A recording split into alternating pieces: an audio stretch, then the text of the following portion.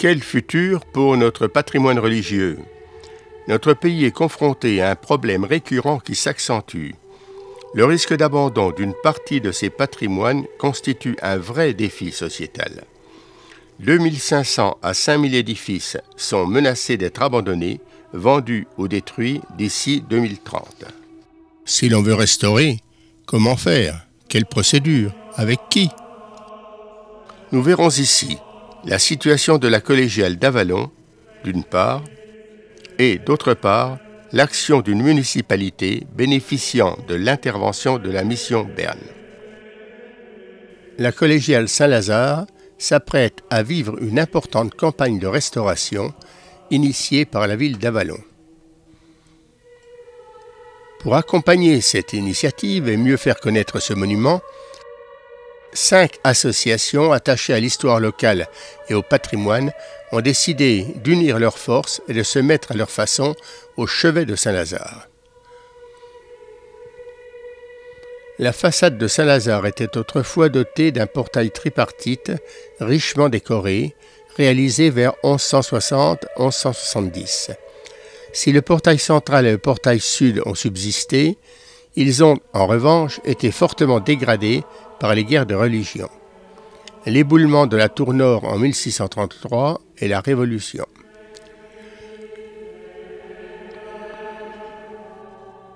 La collégiale Saint-Lazare était initialement dédiée à Notre-Dame.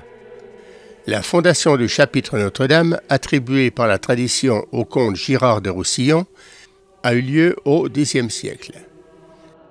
Les 3 voussures que nous voyons ici sont particulièrement ouvragées. À l'extérieur, il s'agit des travaux des mois, au milieu, il s'agit des vieillards, et la plus petite représente les anges.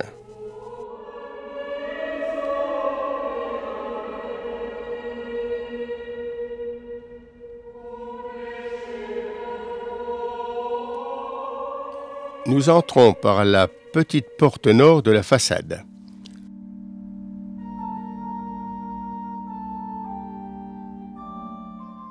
Une fois franchie la porte, une première vision de l'état des lieux nous est donnée.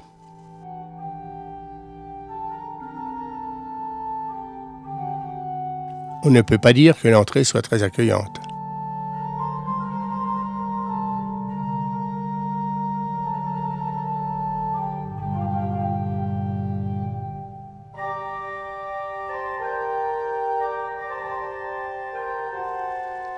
La suite de notre visite nous confirme le niveau de dégradation de l'édifice.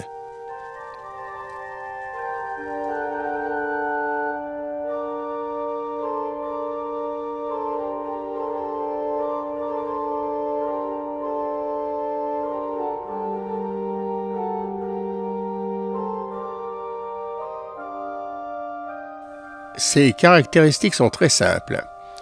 L'église est constituée d'une nef de 6 travées bordées des bas-côtés. Les 3 vaisseaux mènent à un transept non débordant qui débouche lui-même sur les 3 absides du chœur et les 2 chapelles orientées. Le chœur est dépourvu de déambulatoire mais repose sur une crypte très ancienne, découverte en 1861 et aujourd'hui inaccessible. Comme l'abbaye de Cluny, la collégiale emploie largement l'arc brisé. Quant au décor monumental, il est très riche et s'inspire de l'Antiquité, feuilles d'acanthe pour les chapiteaux, frises d'auve et fer de lance. Cette collégiale est d'une très belle facture, incontestablement, mais elle a besoin d'une restauration de toute urgence. Pour cela, écoutons Olivier Leroy, secrétaire général de l'Association des Parvis de Bourgogne, qui va nous donner plus d'éléments sur la restauration à venir. La collégiale, elle fait partie des grands édifices de la Vallonnaise. C'est un vrai lien entre Vézelay, Autun, également Montréal. Parmi toutes ces grandes églises, c'est celle qui est la plus dégradée aujourd'hui. Elle n'a pas bénéficié d'un grand programme de restauration et depuis 20 ans, 25 ans déjà, des projets sont en discussion au sein de la municipalité, d'autres instances, sans pour autant faire l'objet vraiment de réalisation. Donc l'association des parvis de Bourgogne, que je représente aujourd'hui, s'est mobilisée l'an dernier en disant « mais c'est pas possible de laisser les choses comme cela. Il semblerait que la ville ait des envies de passer à l'action. Il faut qu'on l'encourage, que la municipalité ne se sente pas seule. » Et nous avons souhaité justement nous impliquer, non pas sur proprement dit la restauration ou la levée de fonds, qui n'est pas au cœur de notre mission, mais les parvis de Bourgogne ont un devoir d'alerte et à côté de ça travaillent sur l'étude, la mise en valeur du patrimoine religieux en Bourgogne. Beaucoup de monde a cela en tête depuis des années, mais sans se donner peut-être les moyens d'agir. Et c'est pour ça que, en sollicitant largement les autres associations de patrimoine sur le terrain, nous avons rencontré beaucoup d'attentes et d'intérêts. Aujourd'hui, nous nous sommes constitués en collectif, pas juridiquement, mais simplement pour travailler ensemble avec d'autres associations, au premier rang desquelles les associations locales, Avalon Patrimoine, la Société d'études d'Avalon, des sociétés plus importantes de dimension nationale, comme la Fondation du patrimoine, comme la Fédération Patrimoine Environnement. Donc à nous tous, avec peut-être d'autres encore, nous allons appuyer la municipalité dans cette volonté de lancer véritablement des travaux. Et ces travaux sont vraiment très importants ? Ils sont vraiment importants parce qu'ils ont été évalués il y a déjà plusieurs années à plus de 8 millions d'euros, presque 10.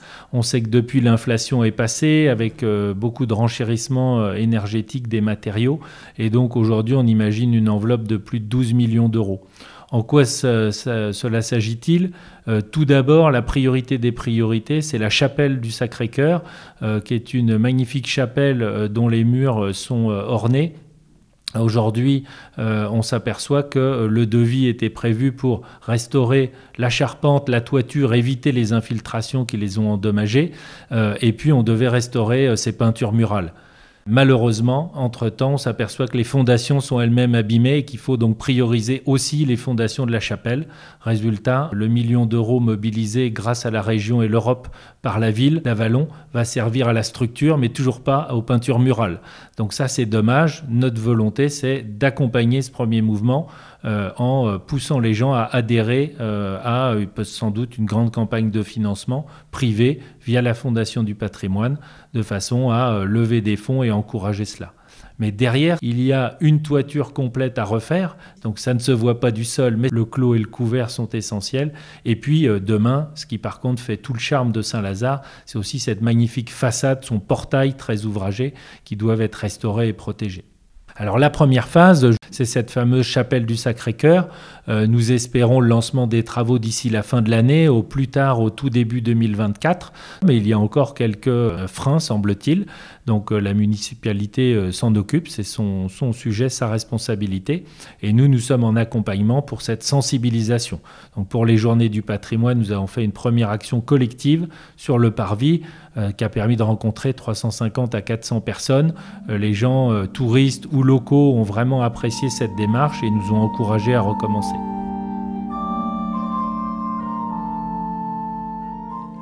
Quittons maintenant Lyon pour la Saône-et-Loire.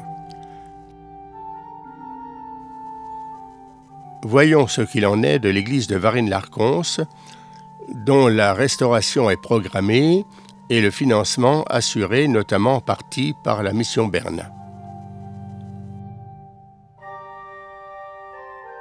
L'église de Varennes-Larconce, édifiée au XIIe siècle, est l'une des églises romanes majeures du Brionnais. Elle est placée sous le vocable de Saint-Pierre-aux-Liens, ce qui indique une haute ancienneté d'époque gallo-romaine ou mérovingienne. D'après une charte clunisienne, on sait qu'un prieuré fut établi par saint Odilon en 1045 et qu'en 1094, l'église et le prieuré furent donnés au monastère de Marcigny par Artaud de Briand.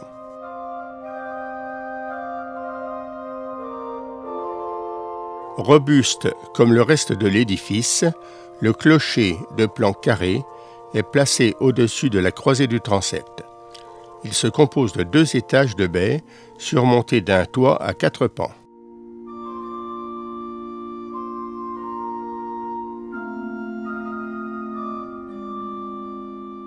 Et maintenant, nous donnons la parole à Madame le maire Patricia Momsin de Varennes-Larconce, commune du Brionnais et par ailleurs appartenant à l'association des sites clunisiens.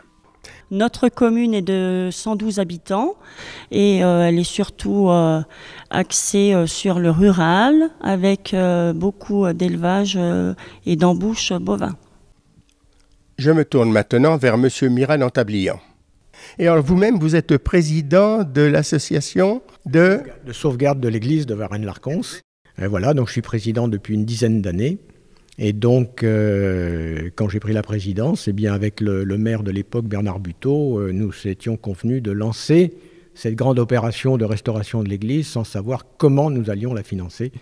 Mais enfin, voilà, 10 ans après, on y est arrivé. Actuellement, donc, le plan de financement donc, a été fait.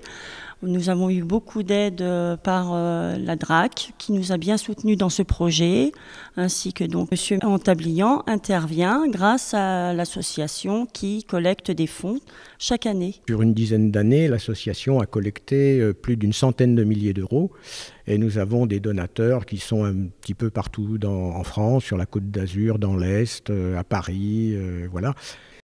Pour faire vraiment ce projet, qui est un projet énorme de 1 million d'euros, de plus d'1 million d'euros pour une commune de 100 habitants, on est arrivé sur la base de cette coordination mairie-association et sur la base de la crédibilité d'une action permanente de 10 ans. Ça dure 10 ans quand même.